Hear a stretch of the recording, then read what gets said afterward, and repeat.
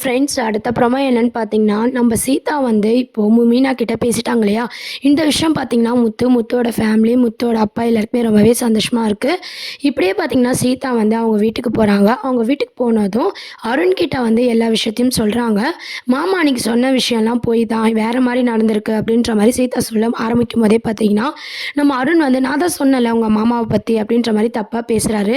நான் சொல்றத ஒரு நிமிஷம் முழுசா கேளுங்க அப்படின்ற மாரி சீதா வந்து எல்லாத்தையுமே சொல்றாங்க. அந்த ஆட்டோ டிரைவர் தான் வந்து நல்லவன் மாரி பணத்த எடுத்திருக்காரு.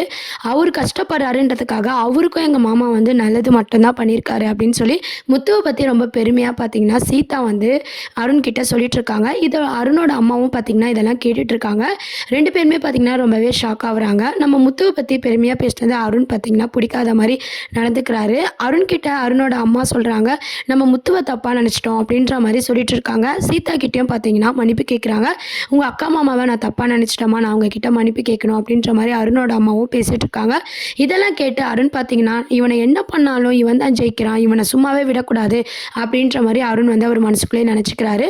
அடுத்து பார்த்தீங்கன்னா, ரோகிணி வந்து கூடிய சீக்கிரத்தில மாட்ற மாரி தான் கொண்டு வரப்போறாங்க.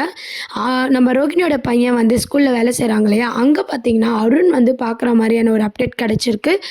இது வந்து உண்மையா நடக்க போதா? இல்ல அருண் வந்து தற்செயலா தான் அந்த பக்கம் போறாரா? அப்படின்றதெல்லாம் வெயிட் பண்ணி பார்க்க வேண்டியது இருக்கு.